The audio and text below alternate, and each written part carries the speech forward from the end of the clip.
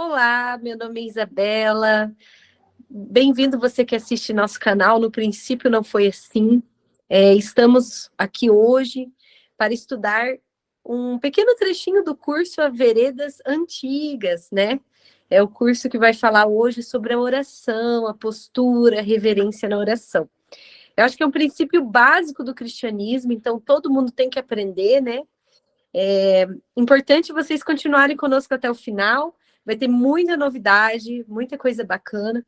E é importante também vocês colocarem a opinião de vocês, as dúvidas, algum elogio, alguma crítica, né? Para a gente estar aí aprendendo juntos. Todos somos eternos estudantes da palavra, né? Então é importante aí sua presença, estamos muito gratos. Continue assistindo aí conosco. Seja bem-vindo. Eu sou a Anaísa, você já me conhece de outros vídeos aqui do canal. E hoje o curso Restauradores de Veredas. Eu não vou me aprofundar muito aqui no título. Vai tratar o princípio básico da oração. Vamos utilizar aqui da Bíblia, na tradução Almeida e Revista Corrigida, que é a tradução literal, e não as traduções que estão parafraseando, que não estão sendo fiéis ao texto. Então, a única Bíblia no português, Almeida e Revista Corrigida, do João Ferreira de Almeida, é o que a gente recomenda para ter fidelidade ao texto. Então, eu vou fazer a primeira pergunta para o irmão Rafael, e o irmão Rafael vai ler ali Hebreus 11:6 na resposta, para responder. E só um instante. Então, irmão Rafael, o que é oração? Está em Hebreus, capítulo 11, versículo 6. Oração é abrir do coração a Deus como um amigo. Não que seja necessário a fim de tornar conhecido a Deus o que somos, mas sim para nos habilitar recebê-lo. A oração não faz Deus baixar a nós, mas eleva-nos a Ele. Hebreus 11, 6. Ora, sem fé é impossível agradar-lhe, porque é necessário que aquele que se aproxima de Deus creia que ele existe e que é galardoador dos que o buscam. Onipotente, onisciente, onipresente, né? E por que tem que crer que ele é galardoador?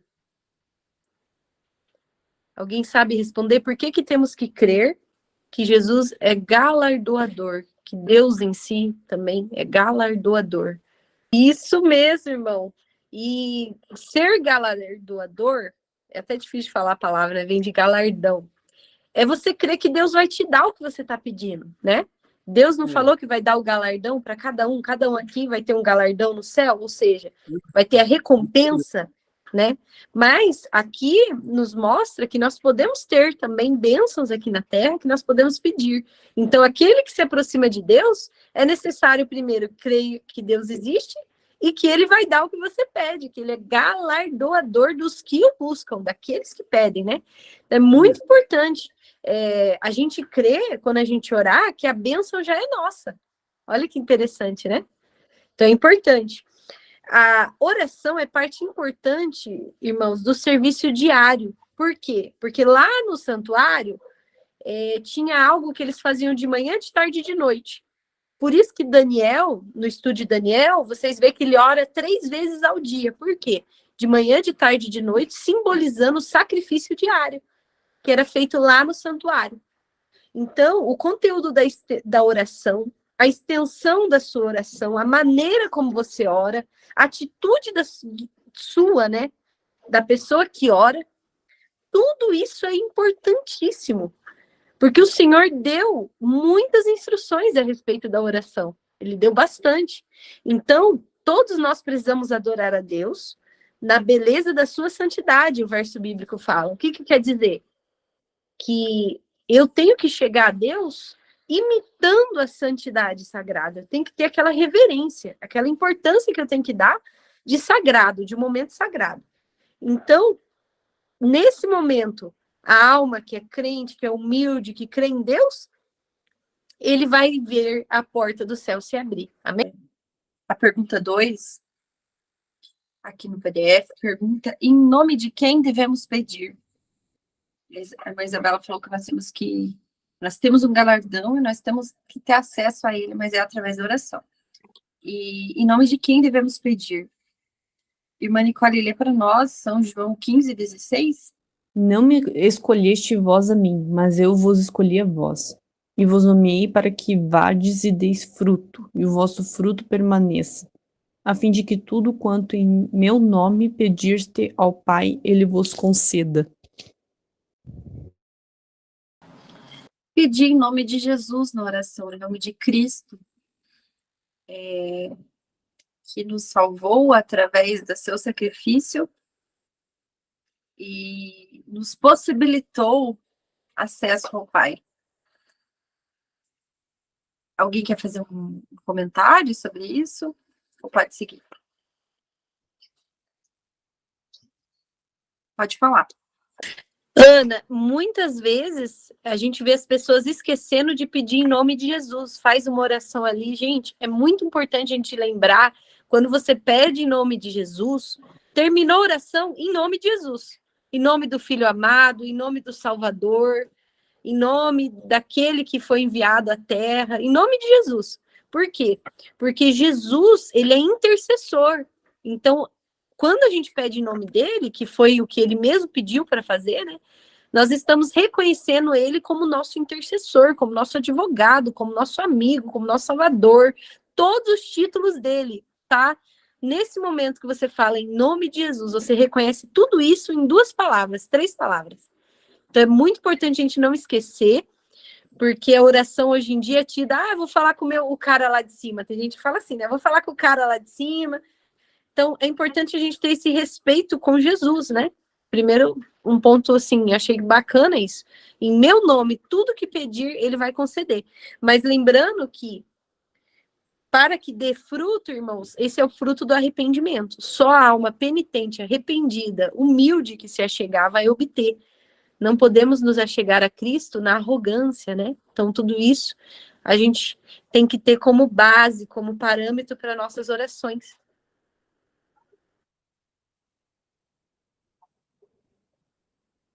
A pergunta 3, para a irmã Isabela, qual deve ser nossa atitude para que Deus ouça a oração? Está em Isaías 66:2 e Jeremias 29, do capítulo 29, versículo 12 ao 13. Você lê Isaías e eu leio Jeremias para ajudar, tá bem? Ok. É Isaías 66:2, né? Porque a minha mão fez todas as coisas, e todas essas coisas foram feitas, diz o Senhor.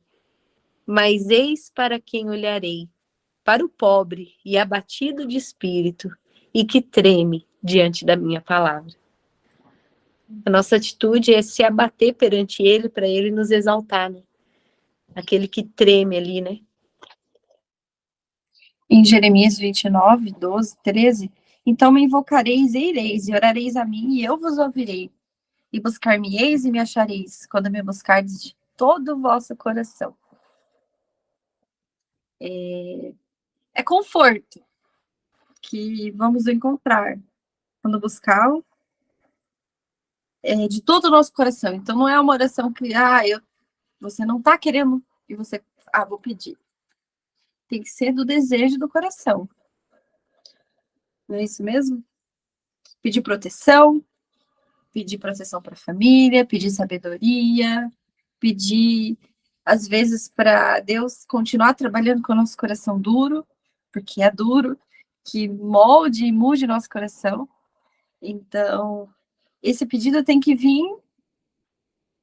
com vontade, assim que eu vi. Alguém tem alguma coisa para comentar? Na pergunta 4, eu vou fazer...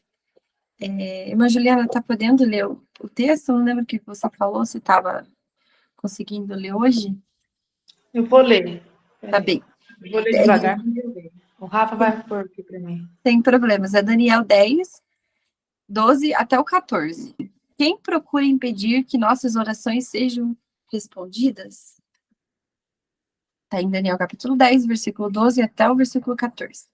Então me disse, não temas, Daniel, porque desde o primeiro dia em que aplicaste o teu coração a compreender, a humilhar-te perante a tu, Deus. São ouvidas as tuas palavras, e eu vim por causa das tuas palavras. Mas o primeiro do reino da Pérsia e pôs de fronte a mim. 21 dias, eis que Miguel, um dos primeiros príncipes, veio para ajudar-me, e eu fiquei ali, com os reis da Pérsia. Agora vim para fazer-te entender o que há de acontecer ao teu povo nos derradeiros dias, porque a visão é ainda para muitos dias. Lembrando que essa história aqui de Daniel, a gente até viu, tá vendo no curso de Daniel, sexta-feira. Daniel, ele tem uma visão muito extensa. A maior profecia da Bíblia foi dada em visão para Daniel. E Daniel não entende. E Daniel se prostra de joelho e ora. Enquanto a oração não foi respondida, ele não levantou. E ele ficou quantos dias ali? 21 dias quando o anjo veio e falou. Eu fui enviado lá aqui, ó, desde o primeiro dia que você se humilhou e orou, foram ouvidas suas palavras. Eu vim por causa delas, né? Resumindo as minhas palavras. Só que, por que o anjo demorou? Porque o inimigo reteve o anjo, lutou com o anjo. Porque o anjo, ele tinha duas tarefas ali, levar o resultado da visão para Daniel, desde o primeiro dia que ele orou, pedindo resposta, ele queria entender uma visão que era para os últimos dias, mas Daniel queria entender, ele orou por isso. Então Deus falou, olha, anjo, é o anjo Gabriel, você vai lá levar a mensagem de resposta para Daniel. Só que eu tenho uma segunda tarefa. Antes, passa no rei e faz ele assinar um edito para libertar o povo de Deus, voltar para Jerusalém, porque eles eram cativos na Babilônia. Então, o anjo tinha duas tarefas importantes: levar a resposta para Daniel e convencer o rei, assim, levar a resposta ao rei que ele tinha que libertar. Então, quando Daniel tá quase morrendo, 21 dias sem comer nem beber, ajoelhado, vocês imaginam como estava Daniel. Então, o anjo vem, não, Daniel, eu vim desde o primeiro dia. Só que quando eu cheguei lá no rei para entregar a mensagem, antes de vir aqui, Satanás estava aqui ó, no ouvido. E a gente lutei com Satanás durante 21 dias, até que ele, sabe o que o anjo Gabriel fez? Clamou por Miguel, Jesus Cristo, chamou ele. Então, eis que Miguel veio ajudar-me. Então, só conseguiu ter o sucesso na missão de levar a mensagem para o rei quando Jesus veio, mas ele ficou 21 dias lutando com Satanás. Então, Satanás não queria que a mensagem fosse entregue. Mesma coisa hoje, quando a gente ora, Satanás, ele faz de tudo para impedir que isso seja realizado. Tem uma luta espiritual do bem contra o mal. Nós não vemos os anjos ruins e bons, mas eles lutam entre si. Nós temos ali na Bíblia que uma pessoa fiel, ela tem ao seu redor anjos, e ao derredor o inimigo, os anjos maus dele. E uma pessoa que não é convertida do mundo, ela não tem anjos bons ao redor, ela tem anjos maus ao redor, e os anjos bons estão ao derredor, vocês entenderam? Então, quando uma pessoa se converte, os anjos bons ficam perto e os maus ficam longe.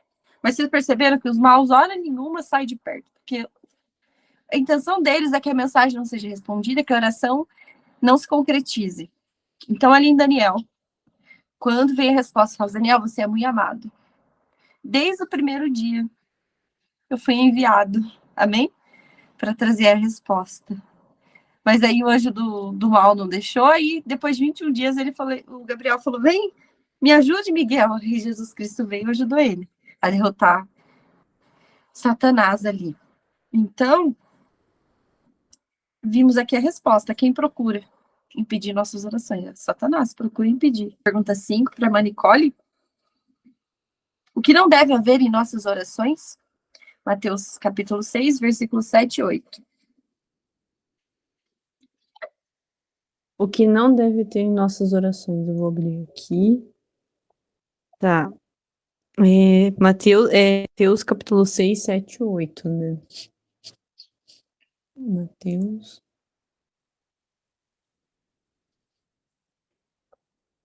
E orando, não useis de vãs repetições como os gentios que pensam que por muito falarem serão ouvidos. Não vos assemelheis, pois, a eles, porque vosso Pai sabe o que vos é necessário antes de vos-lo pedirdes. O que você entendeu que não deve fazer quando orar?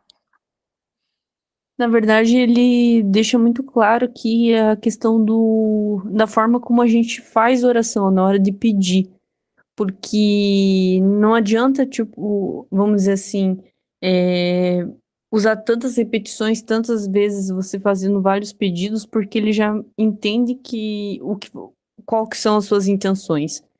Muitas vezes a gente precisa mais agradecer do que realmente pedir. Acho que Aqui, ele quando... deixou claro isso, né? Exatamente. Exatamente. Quando você já viu oração que fala Senhor, Senhor, Senhor, já fica repetindo a palavra? Uhum. Amém, amém, aleluia. Gente, não usar de vão repetição. Ficar repetindo. Então, eu não preciso nem citar exemplo, porque eu acho que todo mundo que já viu oração assim. E, às vezes, a gente tem que entender que, às vezes a gente nem pede com palavras, mas nosso coração pede para Deus. No interior a gente pede para Deus. Na nossa oração a gente pede, Senhor, me dá proteção. Mas o Senhor está vendo outros, o seu coração clamando por alguma coisa. Então, Deus conhece o que a gente precisa, o que a gente deseja. E não tem por que ficar falando Senhor, Senhor, ou outras palavras repetidas que a gente vê algumas vezes por aí. Isabela? Oração muito longa também, né? As orações longas foram criadas ali na Idade Média como penitência. Fazia o povo ficar ajoelhado horas como penitência. Ah, você pecou? Então fica aí várias horas aí. Nos antigos falava assim, ajoelha no milho.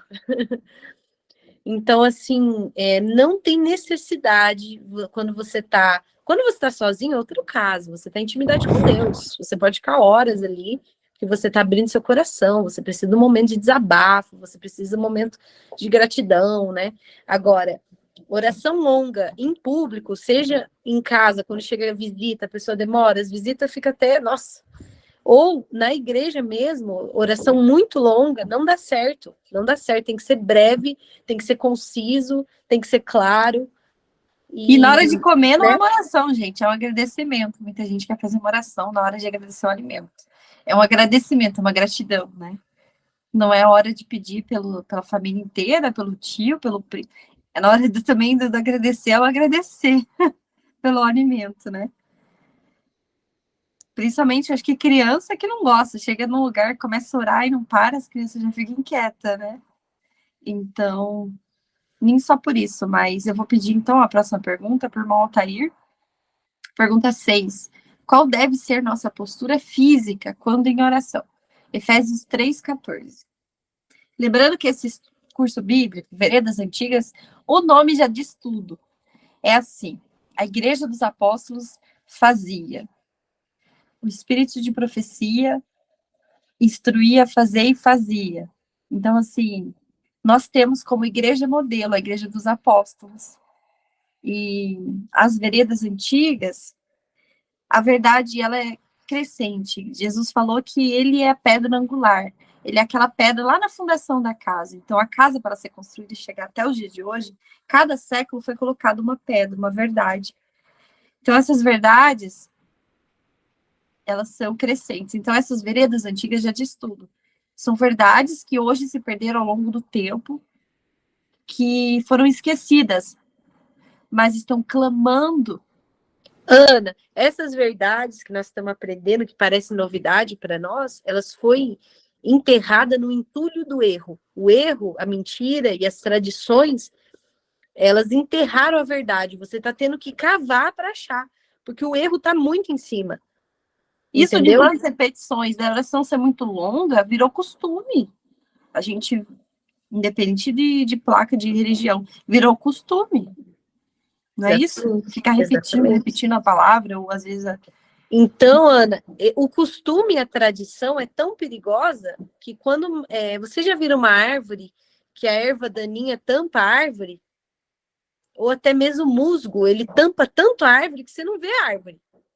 Então, a tradição, ela está colada ali, na verdade, para tampar o erro, a mentira. Então, hoje, nós temos que cavar fundo, nós temos que procurar, porque senão nosso costume dos nossos pais, nossos avós, vão sobressair sobre a Bíblia.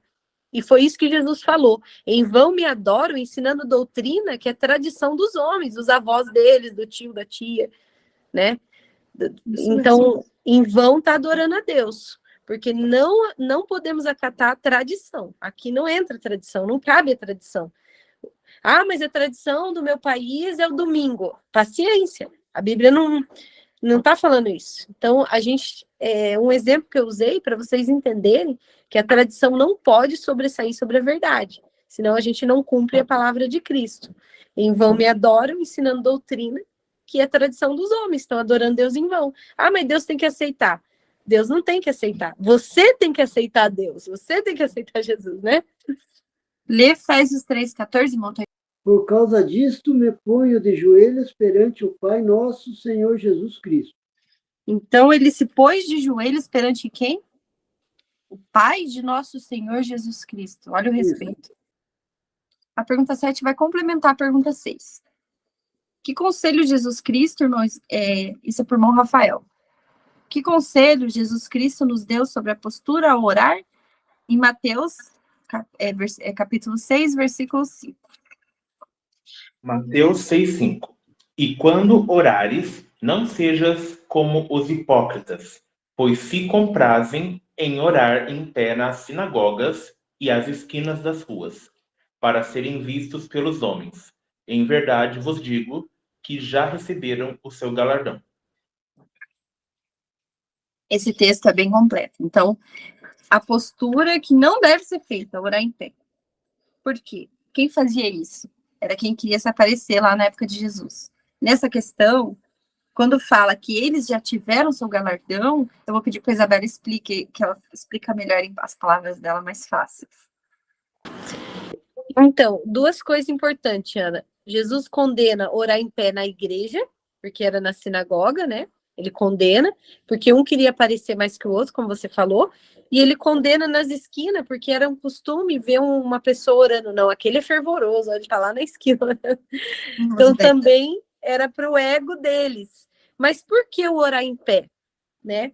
O orar em pé é uma postura audaciosa.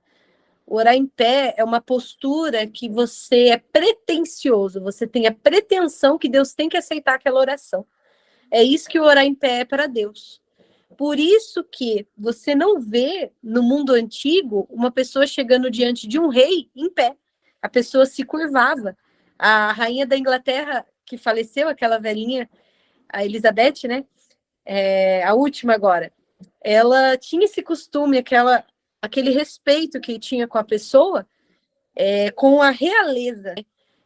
Os católicos, por exemplo, é bonito a reverência que eles têm dentro da igreja, ninguém ora em pé.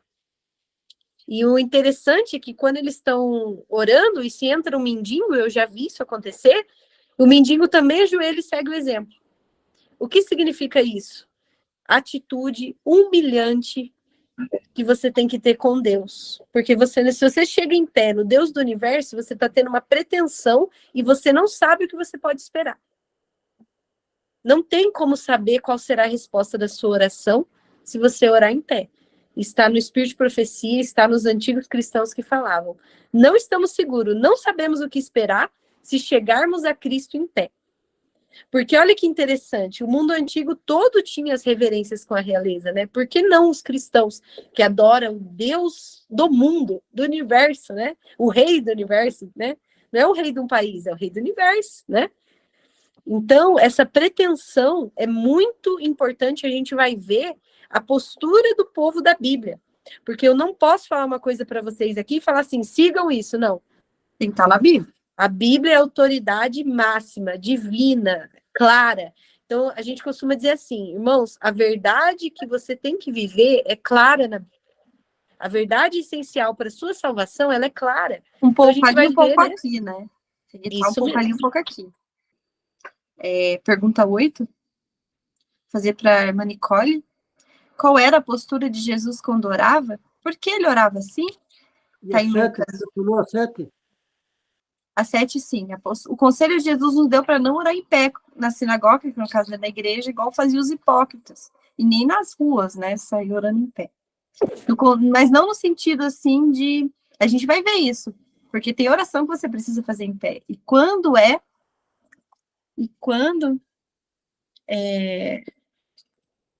precisa fazer em pé, quais circunstâncias são? O Espírito de Profecia também deixa bem claro. Então, a pergunta 8, irmã Nicole, qual era a postura de Jesus quando orava?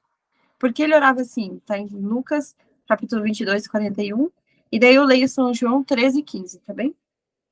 Beleza. Então, aqui, ó, em Lucas 22, 41. E apartou-se deles a cerca de um tiro de pedra, e pondo-se de joelhos, orava. Então, qual era a postura de Jesus? Aqui, ele põe-se de joelhos, né? Bem, é filho de Deus. Então, a gente vai ver aqui em São João 13, 15 também. Porque eu vos dei o exemplo, para que, como eu vos fiz, façais vós também. Então, por que Jesus orou de joelho? Nos dar o exemplo. Eu vou deixar a Isabela, levantou a mão? Pode falar assim. Vocês já tentaram fazer um bolo e deixaram de colocar algum ingrediente? Já, e muitas vezes. Não tinha e foi assim mesmo. Vou fazer um bolo e faltou um ingrediente e aquele bolo não vai ficar igual com o ingrediente. Nem cresceu, dependendo. Né? Então, você orar de joelhos, você acrescenta o ingrediente da humildade e suplicância. Você se põe como servo. Olha que lindo, servo suplicante. Você se põe na sua posição, se coloque no seu quadrado, né, como eles dizem, se coloque no seu lugar. Você é suplicante, você é um servo. Então, quando Jesus ora de joelhos, ele se põe nessa posição. Ele se autocoloca. Ele fala assim, ó, o Filho do Homem não veio para o que vocês pensam. O Filho do Homem veio para servir, né? Para ser servo. Então, esse exemplo aqui é o ingrediente da salvação. Vamos fazer o bolo da salvação? Vamos colocar o fermento, né? Vamos colocar os ingredientes que Jesus colocou, né? Postura dos patriarcas. A pergunta 9, eu acho que na hora que eu fui pôr em PDF ficou preto ali, mas dá para ler. Pergunta 9. Não é uma pergunta, é mais mostrando a postura dos patriarcas de Israel. Os patriarcas de Israel praticavam essa postura quando em oração. E depois a gente vai ver qual era a postura dos apóstolos. A gente viu a postura de Cristo, era de joelhos, né? E agora a postura dos patriarcas. Eu vou pedir para o irmão Rafael ler Gênesis, para a irmã Nicole ler Esdras, irmã Isabela ler Crônicas, e o irmão Altair ler Daniel. Então, Gênesis 18, capítulo 1 até o 2, irmão Rafael. Irmã Nicole lê Esdras, 19, capítulo 5 até o 6, e capítulo 10, versículo 1. E irmã Isabela lê 2 Crônicas 6, 13, e o irmão Altair lê Daniel 6, 10. Então, começando lá pelo irmão Rafael. Gênesis capítulo 18, versículo 1. Depois apareceu-lhe o Senhor nos carvalhais de Menre, estando ele assentado à porta da tenda, quando tinha aquecido o dia. E levantou os olhos e olhou. E eis 3 varões estavam em pé junto a ele. E vendo-os, correu da porta da tenda ao seu encontro, e inclinou-se à terra. Isso, ele inclinou-se à terra. Então, já queria que ele se prostrou, inclinou-se, né? Pode ler Esdras, Nicole. Esdras, capítulo 9. E perto do sacrifício da tarde me levantei da minha aflição, havendo já rasgado a minha veste e o meu manto, e me pus de joelhos e estendi as minhas mãos para o Senhor meu Deus. E disse, meu Deus, estou confuso e envergonhado para levantar a ti a minha face. Meu Deus, porque as nossas iniquidades se multiplicaram sobre a nossa cabeça, e a nossa culpa tem crescido até os céus. Nicole, desculpa, é o capítulo 10, verso 1 mesmo. Mas esse falou que ele se ajoelhou, né? Sim. E o 10:1 também vai confirmar. E ó, ele até confirma aqui, orando Esdras assim, e fazendo esta confissão, e chorando e prostrando-se diante da casa de Deus. Ajuntou-se a ele de Israel uma muito grande congregação de homens e mulheres e de crianças, porque o povo chorava com grande choro. Isso. Quem ficou com 2 Crônicas? Eu tava torcendo para ficar com 2 Crônicas. Pode ler, mas Isabela, lê para nós aí 2 Crônicas. 2 Crônicas diz assim, capítulo 6, verso 13. Porque Salomão tinha feito uma base de metal de 5 côvados de comprimento, e de 5 côvados de largura, e de 3 côvados de altura, e a tinha posto no meio de pátio. E pôs-se nela em pé, e ajoelhou-se em presença de toda a congregação de Israel e estendeu as mãos para o céu. Eu quero deixar um adendo aqui sobre Salomão, tá? Que era, na verdade, um rei terrestre, né? A gente falou de Esdras, a gente falou ali de Abraão, a gente falou dos grandes servos, mas e Salomão como um rei terrestre, né? Ali, quando fala nela em pé, foi quando ele conversou com a congregação. Só que quando chega o momento da oração, ele, de frente de toda a congregação, e vocês podem ver isso mais para frente, tem outros versos que mostram isso. Quando ele chega em toda a congregação, lá em 1 Reis, ele põe de joelhos, estende a mão para o céu. Então, ele abençoou o povo em pé, como o sacerdote fazia, mas quando ele foi orar em agradecimento, ele ajoelhou e estendeu as mãos. Ele era o rei. Ele era um rei. Todo mundo ali, né? A importância de Salomão, gente, eu quero ler um verso aqui do livro Profetas e Reis, na página 43, diz assim, ó, a humildade de Salomão, olha que importante, porque ele fala assim, ó, diante da honra, vai a humildade, né, em Provérbios, né?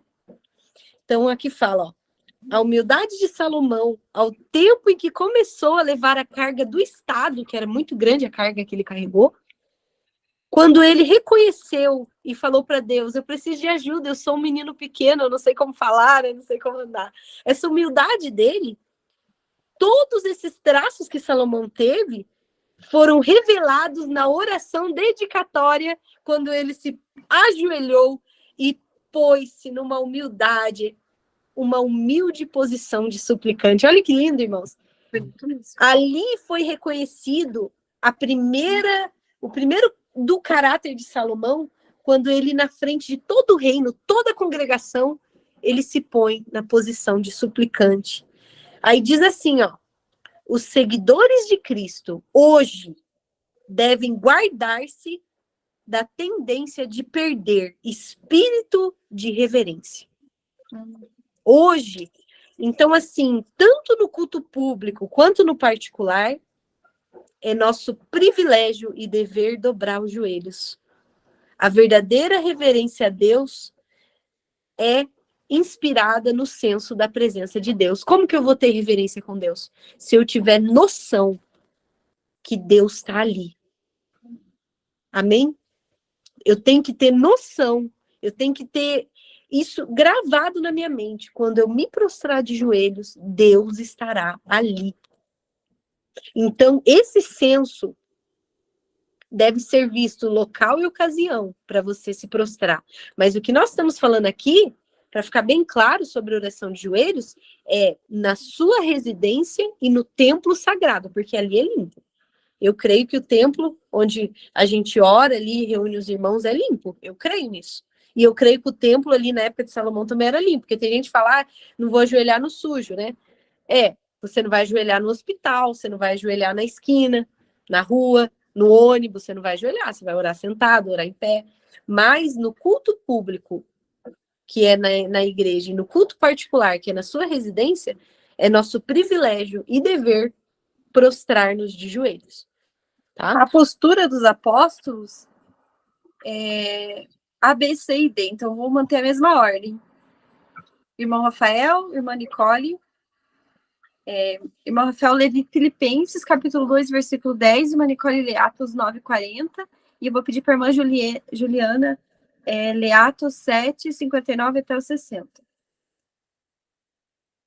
E o último de irmão Altair, Atos 20:36. Filipenses 2:10, irmão Rafael. Para que ao nome de Jesus se dobre todo o joelho dos que estão nos céus e na terra e debaixo da terra. Vai se dobrar todo o joelho, né? Conhece aquele hino? Todo o joelho se dobrará? É baseado na Bíblia, isso. Pode falar, irmã Isabel. Ana, no texto anterior, fala que Jesus morreu para que no nome dele todo o joelho dobrasse. Ou seja, Jesus morreu para você ter um mínimo de reverência com ele. Lê para nós o anterior, então, irmã Rafael. Deus o exaltou, ali fala, não, no verso 8, ó, achado na forma de homem, humilhou-se a si mesmo, sendo obediente até a morte da cruz. Pelo que também Deus o exaltou, lhe deu um nome sobre todo nome, para que o nome de Jesus se dobre todo o joelho, amém? Jesus Amém. morreu para que você dobre o seu joelho em nome dele. Foi para isso que Jesus morreu, para te salvar. Mas, primeiramente, para te mostrar dependência. Nós oramos porque nós temos dependência de Cristo. Você levantou a mão sem querer? Então, Atos 9:40, irmã Nicole, por favor. Mas Pedro, fazendo-a sair a todas, pôs-se de joelhos e orou. E voltando-se para o corpo, disse: Tabita, levanta-te. E ela abriu os olhos e, vendo a Pedro, assentou-se.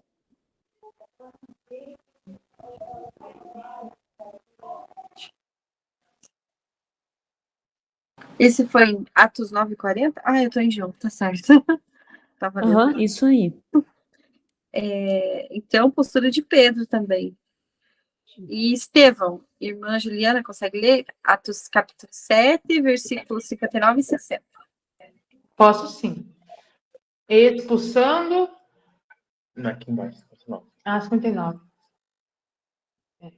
E apedrejaram a Estevão, que em invocação dizia: Senhor Jesus, recebe o meu espírito.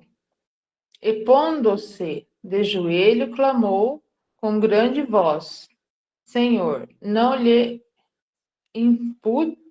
imputes este pecado. E tendo dito isto, adormeceu. O apedrejamento de Estevão, nós que estudamos a Bíblia, nos emocionamos. Porque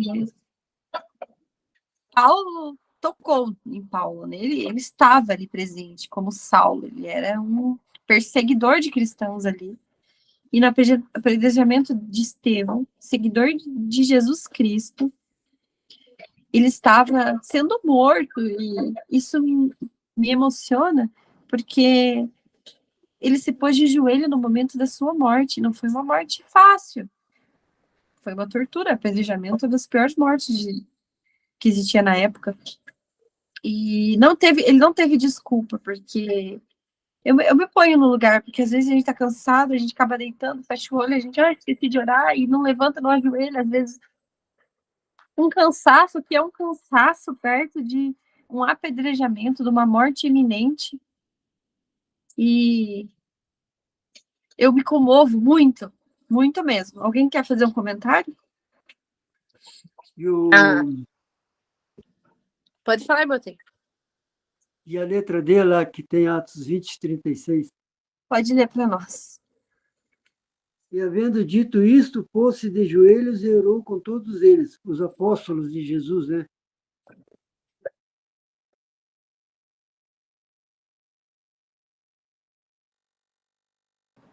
Isso mesmo. Então, toda a igreja dos apóstolos se ajoelhava. E a pergunta 11. Irmã Isabela. O que Deus, nosso Rei, soberano do universo, diz sobre a postura de ajoelhar-se quando se dirigir a Ele com oração, Romanos 14, 11. Romanos 14, 11 diz assim, ó. Porque está escrito. É um juramento de Jesus aqui, né? Pela minha vida, diz o Senhor, todo joelho se dobrará diante de mim e toda língua confessará a Deus. Amém. Jesus não tinha por quem ele jurar, né? Ele jurou pela própria vida. Olha que lindo. Ele jurou pela minha vida, diz o Senhor, todo joelho se dobrará. Pergunta 12, irmão Rafael. Qual era a maior abominação cometida no templo de Deus? Está em Ezequiel 8, 15 e 18. Ezequiel capítulo 8, versículo 15 até o versículo 18. Ezequiel 8:15. E disse-me: Viste, filho do homem, verás ainda abominações maiores do que estas. E levou-me para o átrio interior da casa do Senhor. E eis que estavam à entrada do templo do Senhor, entre o pórtico e o altar, cerca de 25 homens de costas para o templo do Senhor, e com o rosto para o oriente, e eles adoravam o sol, virados para o oriente. Então disse: Viste, filho do homem, a coisa mais leviana para a casa de Judá do que essas abominações que fazem aqui? Havendo enchido a terra de violência, tornam a irritar-me, e ei-los a chegar o ramo ao seu nariz. Pelo que também eu procederei com furor. O meu olho não poupará, nem terei piedade. Ainda que me gritem aos ouvidos com grande voz, eu não os ouvirei. Nossa. O texto está falando que a oração não vai ser nem ouvida por Deus. Eles, além de estar orando na postura errada, eles ainda viravam como se fossem as costas, né? Irmã Isabela, quer fazer comentário? É duas lições aqui, né? Não pode virar as costas para o púlpito, em hipótese alguma, né? O respeito, porque ali é a voz de Deus, né? Então não pode virar as costas para o púlpito e tem que se prostrar, né? Foi exigido essa adoração dos jovens hebreus, né? Lembra? Quando o Nabucodonosor falou, olha, ajoelha, ele, não, isso aí a gente só faz para o Deus do universo. A gente só se ajoelha para o Deus do universo. Então, a oração, a reverência na oração, por que não exigiu que eles orassem em pé? Porque o próprio mundo pagão também copia o mundo cristão. Então, da mesma forma que o povo de Deus sempre adorou a Deus, eles querem que adore os ídolos da mesma forma. Tanto que tem pessoas que adoram imagens de escultura e se ajoelham para essas imagens, né? Então, assim, a gente está adorando o Deus do universo. É triste a gente ter que falar isso para o cristão em particular, porque a gente devia nascer sabendo que temos que orar de joelhos, né? Todos os cristãos da Bíblia, você não pega o povo orando em pé em nenhum momento, né? Onde aprenderam nossos irmãos que devemos orar em pé no culto, né, sagrado? Então a gente tem que se posicionar aí, né? Se ver onde que nós estamos errando e a partir do momento que a gente descobre, mudar o rumo, né? A gente no final vamos falar um pouquinho sobre o espírito de profecia. Ele presenciou uma oração em pé e qual foi o conselho dado, né? Então, pergunta 13. Irmão Tair. Quando Deus não ouve oração? Provérbios 28, 9. Provérbios 28, 9. Já achei aqui. Porque desvia os seus ouvidos de ouvir a lei, até a sua oração será abominável. Então, tem uma advertência.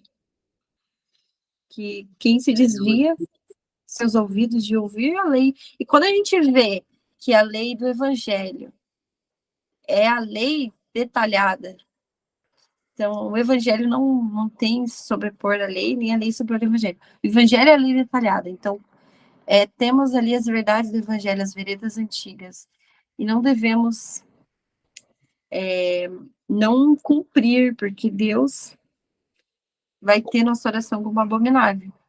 Então, assim, é um assunto para outro dia, mas tem muita coisa para se falar desse texto, né? Vamos para a pergunta. Irmão, ele lê para nós aqui a notinha? 9? Ah, Isso. na notinha.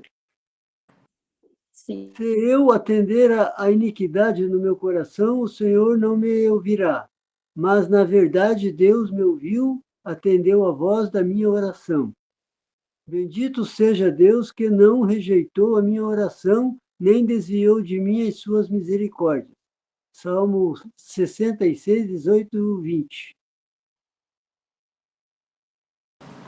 Mostrando, Ana, claramente que corremos um perigo de Deus não ouvir nossas orações. Nós corremos esse perigo. Será que vamos arriscar? Será que a gente vai colocar em jogo isso? Vamos com posição de... como que eles falam? A posição imprudente, né? Vamos com uma posição que a gente vai pretensiosa até Jesus? Então, assim, a gente vai correr o risco mesmo de não ter nossa oração ouvida? Porque Provérbios fala assim, ó, que desvia os ouvidos de ouvir a lei, até a oração será abominável. A gente tem que lembrar que a Bíblia, em detalhes, as doutrinas dos apóstolos, uma delas era a oração de joelhos, essas doutrinas, elas são mandamento do Senhor. Paulo falou, as coisas que vos escrevo é mandamento do Senhor. Então, a lei de Deus, ela não está só nos 10 mandamentos, ela está desdobrada. A Bíblia é a lei em detalhes. É a lei com facilidade de entendimento. Então, a doutrina da postura de reverência é uma doutrina apostólica e uma doutrina bíblica, porque o próprio Jesus fala, pela minha vida, todo joelho se dobrará, ou seja, será que é bobeira de Jesus? Não, Jesus falou uma bobeirinha? Será que foi bobeira? Não, vou falar por um capricho. Era para a época deles. Como tem pessoas que falam, né? Tem gente que fala que é para a época deles, tem gente que fala que quem ora de joelhos no culto público e particular é fanático, né? Então, assim... Igual João Batista, Elias foi chamado de você é fanático, você é fervoroso. Fervoroso demais, quer orar de joelho, nossa. Gente, a oração de joelhos é nosso dever, não é para se gabar, né? Infelizmente, o mundo religioso, na época de Cristo, já se orava de pé, e Cristo veio repreender. E João Batista orava de joelho, e ele era chamado de fervoroso. Você é fervoroso, né? Então, essa questão da oração era um problema. E Cristo veio dar o exemplo, igual ele falou, vim dar o exemplo para vocês. Se eu, que sou Jesus, fiz, faceis vos também, né? A pergunta 14, para a irmã Juliana. O que é desonroso e indecente na oração do homem e da mulher? 1 Coríntios 11, 4 até o 16. A minha mãe precisa dar uma saidinha, eu posso ler no lugar dela? Pode? 1 Coríntios 11, versículo 4. Todo homem que ora ou profetiza, tendo a cabeça coberta, desonra a sua própria cabeça. Mas toda mulher que ora ou profetiza com a cabeça descoberta, desonra a sua própria cabeça, porque é como se estivesse rapada.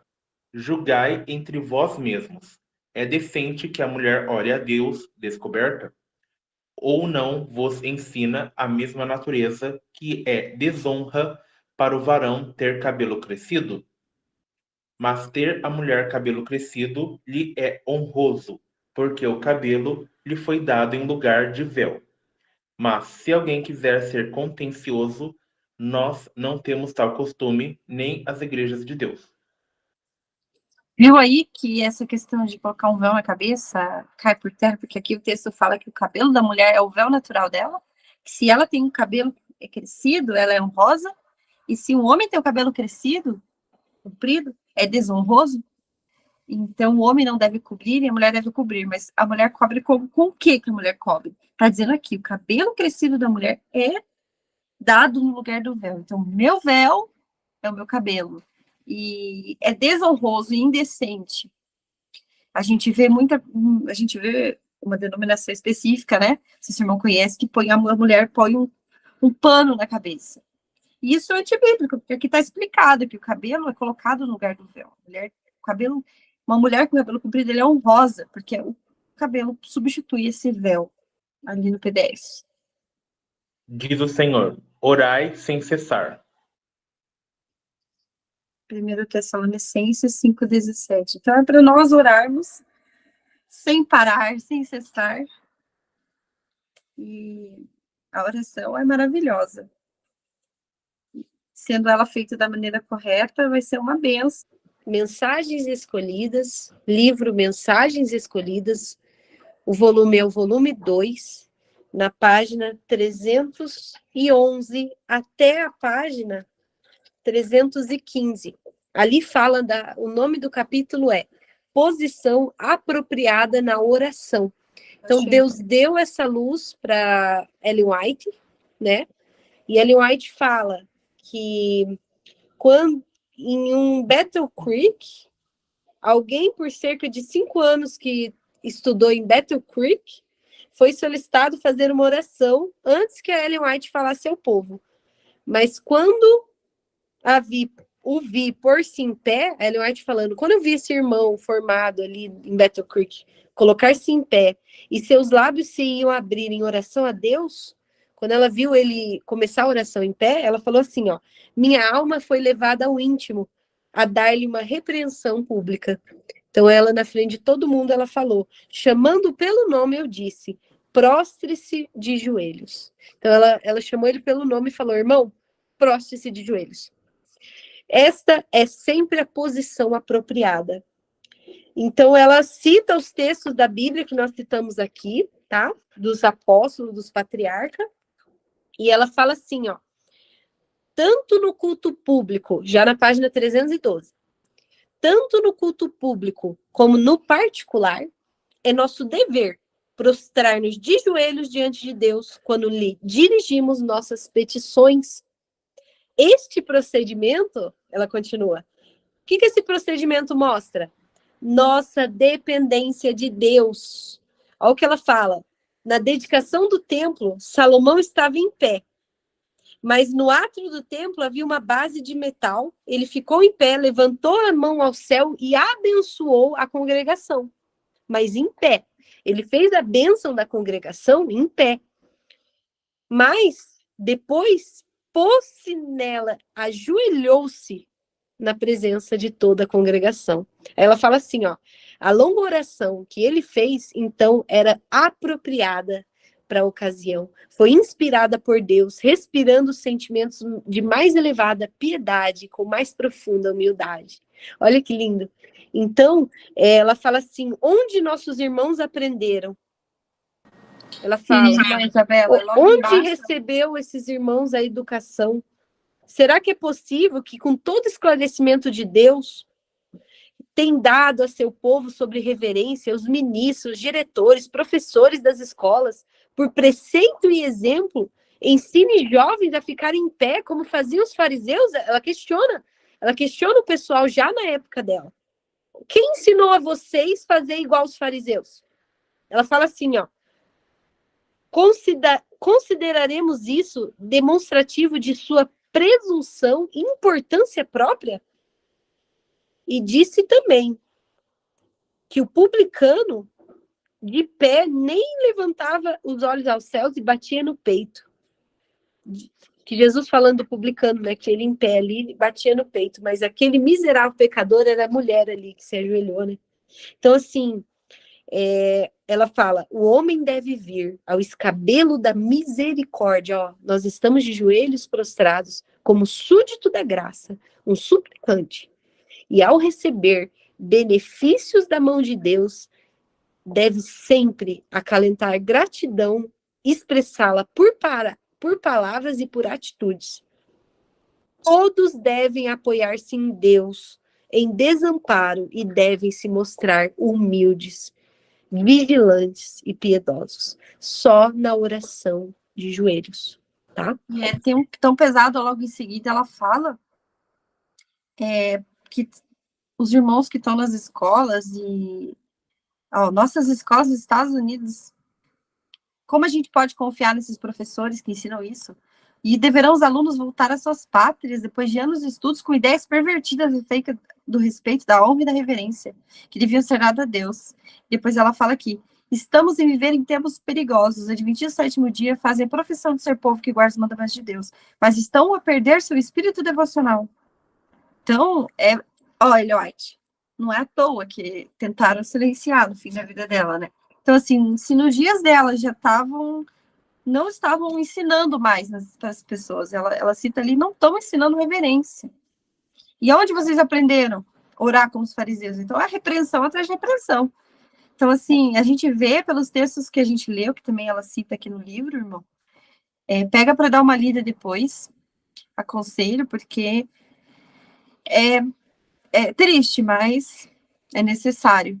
E causa também espanto, né? Nós aprendemos errado pelo povo que ensina a guardar a lei. Então, assim, nós estamos em um tempo de ou a gente escolhe seguir a Deus, ou a gente vira irreverente. Ana, a gente tem que desconfiar dos nossos méritos. Ali fala, desconfiai da vossa própria força. Nós vamos arriscar que Deus não ouça nossas orações? Será que a gente vai arriscar? Será que a gente vai jogar levianamente o dever, né? Então, assim, qual que é o ponto, na verdade? O ponto é que a gente tem que se pôr na posição de servo. Se você chega em pé num rei, você se coloca como igual. Esse é o ponto. Você não é igual a Deus. Como Paulo fala, dos pecadores eu sou o pior, ele fala, né? Nós somos os pior. Nós somos os pior dos pior. A gente olha os outros aí na rua, a gente tem que olhar para nós e falar assim, eu sou pior que ele. Porque meu coração é mau. Eu não quero me sujeitar à vontade de Deus. Então, nós temos que praticar. Ah, mas como que eu vou começar? Praticando, né? A prática leva à perfeição. Então, lembrando, a oração de Daniel era 3 vezes ao dia, prostrado de joelhos, tá? Isso mostrava a dependência de Deus e mostrava humildade. E em Provérbios fala, diante da honra vai a humildade, né? Diante da honra. Ah, eu quero ter honra? Primeiro passo, a humildade. Então, a gente vê as pessoas orando em pé e falando, Senhor, estou prostrado diante de ti. Não tá, não, você não tá prostrado. Eu vi uma pessoa, depois eu comento, orando em pé, no púlpito, e falando, Senhor, estou prostrado. Foi brincadeira, né? Foi brincadeira. Mas, infelizmente, a oração de joelhos não é pregada. A Igreja da Profecia caiu em Saulo Laodiceia, porque deixou de pregar as veredas antigas. Inclusive, o Espírito de Profecia deixou bem claro essa questão da postura de orar. E cabe a nós, reformadores, levar a verdade, conhecimento. Espero que vocês tenham gostado desse vídeo.